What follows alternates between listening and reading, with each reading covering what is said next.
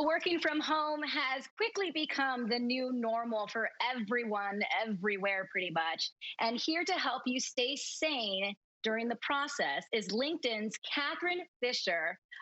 Working from home has been very stressful for some people.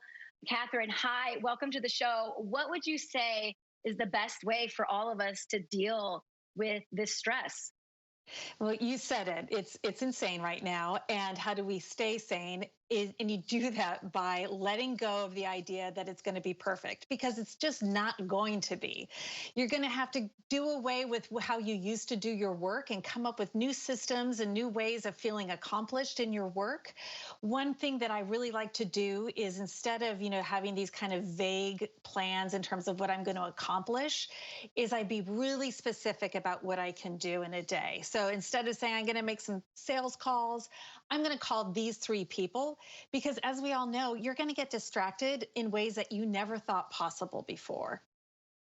I was leaning into the Zoom here because I see it looks like photos of your family, but I thought you were in a dry sauna at first. And I thought, well, that's a good way. That is a great way to separate your workstation and your home by working from a dry sauna. But truly, what is the best way to separate? Because, here we are in our living room and we're living and working in the same space. So how do you draw a line? Yes, well, I'm actually in my bedroom, but I'm glad you think it looks like a sauna. I was trying to get that spa-like feel, so bingo.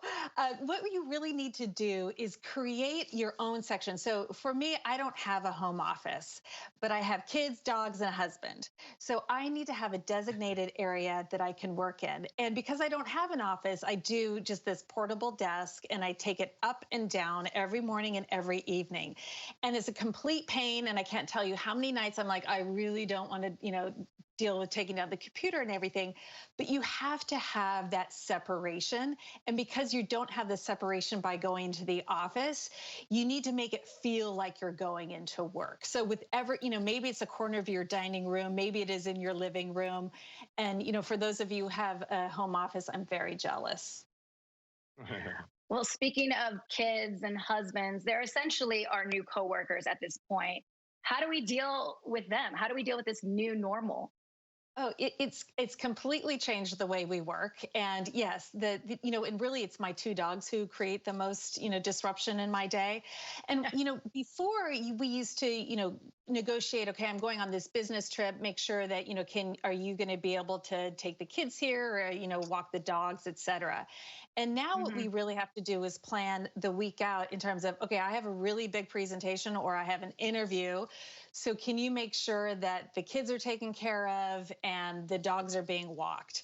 So I think it's having those conversations up front and then just, like I said before, letting go of the perfection and just, being comfortable that it may all get tossed up. Do you know, Catherine, Sissany and I work together on the radio, and when we do the show, many times her husband will open the door where she is, and his hand will come across the screen, and he'll deliver her iced coffee, which is a whole separate conversation. But I also know that when her kids get bigger, they'll be doing the same thing. And a lot of people, they're on a work or Zoom call, and their kids are on the call or walking through or distracting them as well. What's your guidance and advice on how to handle that? Yeah, handle it with grace and empathy. The thing is that what you're dealing with at home with the kids barging in, or the dogs barking, the person on the other end is probably dealing with something similar. Maybe they've got three roommates and they're fighting over who can work in the kitchen. These are really unprecedented times, and we're all trying to navigate it. So just kind of letting go of some of the formality and being comfortable that you're going to be disrupted, and we're all trying to do the best jobs that we can. Good advice. As Let's get a quick break, sis. Let's get a quick break in. We'll come back with more tips right after this with Catherine Fisher here on Live.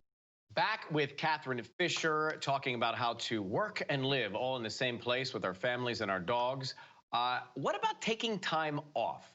Is it acceptable? Is it okay to take time off when we're actually home? Yes, you should take time off. And the little secret is your boss wants you to. So LinkedIn did a Oh, survey. They found that 70% of people were planning to not take the time off. And that is crazy. The reason why your boss wants you to take time off is because it prevents burnout. Now, you may not have, great plans to go on a big exotic trip with your girlfriends, but you still need to take a break with your mind. And you have to treat this just like you would, as if you're going into the office. And you still need to have that break from the day to day. So absolutely, you should be taking it off. And speaking of your bosses, how do you keep that line of my Ryan taking some time off? How do you keep that line of communication with your bosses and your coworkers open during this time? I find it so difficult. Before you could just walk down the hallway and ask them a question, and it's just not that Yeah. easy anymore. It's not. And so you really have to, go on overdrive in terms of being reachable and reliable.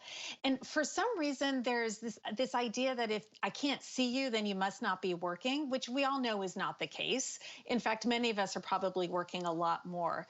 But what you can Yeah. do is really, setting those clear guidelines in terms of when you are working. So if people know, hey, she's always reachable between 8 and 5:30, like those are her hours that I know she's there, hmm.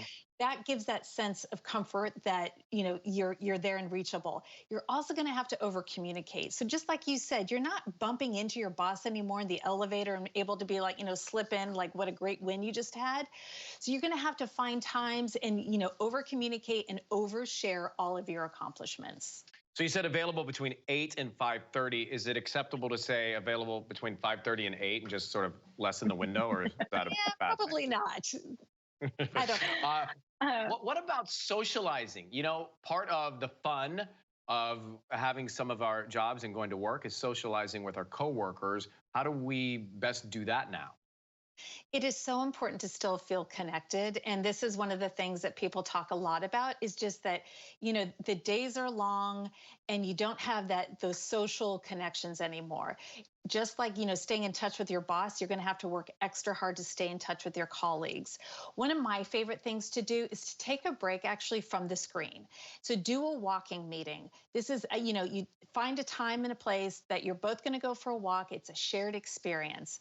Another thing is if you're not able to do something like that, show up to the video conference a few minutes early and have that chit chat. What's happening is that people just dial into the meeting and they go right into work mode. You're going to have to work a little bit harder to have those conversations. It'll pay off in the end. Last night I had a glass of wine with a coworker. It was at 5:30, but it was a really nice way to connect and relax.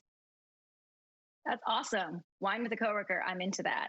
What about challenges though? Because that's the reality. Sometimes if you do have a challenge, it's harder to communicate that now that we're not seeing each other as much. And it's weird to put it in an email because then it sounds like you're complaining. So how do you deal with challenges and your bosses? So you want to go to them before they come to you. And you'll know if you're experiencing challenges. You'll know if you're really having a hard time, if you're struggling getting the work done during the hours, given, if you're getting disrupted a lot. So what you should do is go to your boss and say, here are the issues that I'm having, but here are the solutions. So for example, if you keep getting meetings that are booked over the lunch hour and you know that that's when your kids get super cranky and they need help making, their lunches, just ask your boss, hey, can we not schedule meetings over the lunchtime? Like that is my sacred time so that the kids won't disrupt me later in the day. You really want to have those solutions and be totally honest about what you're challenged with. Love We are that. going to put these tips up on our website, but before you go, you had me at glass of wine with your coworker at 5:30. What kind of wine did you have? I had an unoaked Chardonnay and it was delicious. An Ooh. unoaked Chardonnay, a bit buttery, So but not too buttery. Yeah. Uh, Pinky up. Very good. Great to see you. Thanks for the good advice. Really Thank important you. stuff right now. Take care, Thank Catherine. you. Bye.